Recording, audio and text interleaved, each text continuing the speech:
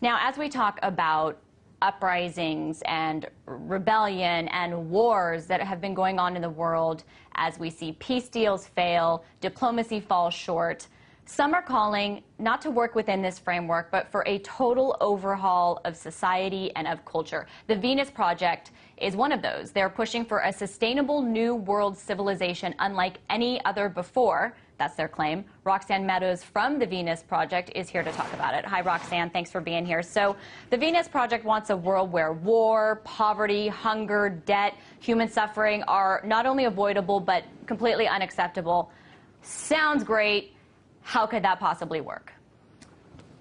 Yes, we are calling for that, but it can't be done within the confines of the free enterprise system under socialism, communism, or any social stratification or social system that has gone before. What we are introducing is a new method of organizing and running society based on the methods of science and technology applied to the social system.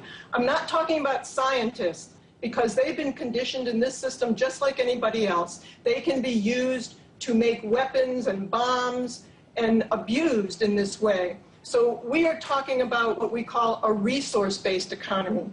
Jacques Fresco has worked on this for over 75 years to arrive at this direction. And if you look at our website, thevenusproject.com, you will see technology, you will see a new social design, you will see the explanation of a resource-based economy. We don't use money. Okay, I'm sorry, I don't want to interrupt. I just wanted to say that our viewers are seeing images from your website. You argue that this is feasible. What exactly, though, are you offering? Well, we're talking about a new way of organizing society. Today, our technology is racing forward, but our social designs are thousands of years old.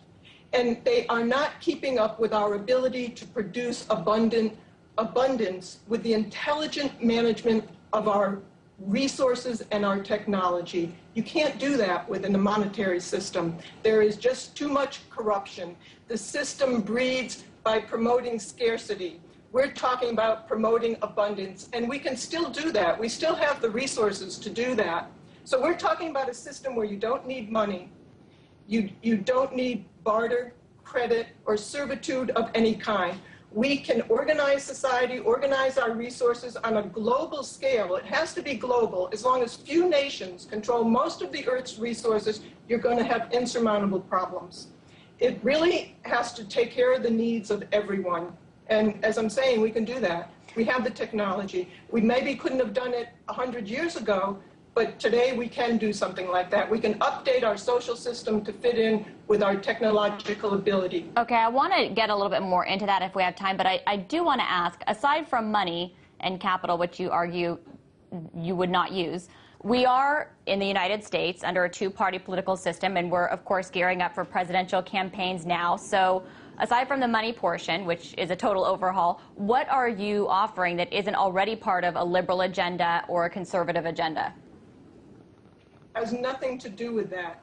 We look at this as one agenda based on those who have the ability to persuade, to bribe, through monetary means, to lobby for their own interests. This system is really not run by the bottom, by the people up. It's really run by the top down. And those people who have money can influence people for their own ends. That's how laws are made. So we're talking about a system not based on politics, but based on scientific method to take care of our problems. We have lots of problems. We're not addressing them. Politicians, when you think of it, what do they bring you? What can they do? Do they clean the air? Just go and ask them. Can they make you cleaner, safer transportation? Can they make you clean energy systems? I don't know anything that a politician has brought us. It's really science that has elevated society, but not the way we're using science today. Well, then it's the misuse of science that's happening today. Sorry, you're breaking up a bit. I didn't mean to interrupt you. Who runs things then in your world? Well, it's not a matter of who runs things. It's how we organize society and how we meet the needs of people. What we do first is take a survey of the Earth's resources, find out what we have. That's what we based our societies on. Find out where the resources are, find out where the technical personnel are, find out, for instance, where the diseases are. That determines how many hospitals you build. Find out what the needs of the people are. Today, our society is not based on the needs of the people. That's quite obvious. When there's so many people that are starving and don't have food, and when other people have too much. So it's not based on opinion.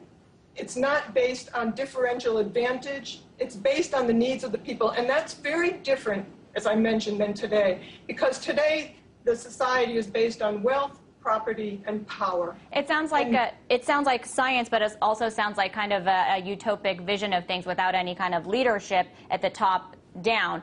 So then why are you at odds, from what I understand, with other people who are calling for sustainable societies like the Zeitgeist movement? That doesn't seem very utopian. Well, first of all, there's no such thing as utopian. That notion is is like a fixed thing that we're trying to strive for. There are no final frontiers. There are no utopians. Okay. We're not at odds with the Zeitgeist movement. But I would say that all of the solutions that the Zeitgeist movement speaks about concerning the future originated from the works of the Venus Project. We had no say in the runnings in the direction of the Zeitgeist movement while they were using our name and our materials, which we agreed to at the beginning. All right. So Roxanne, we felt it was best to...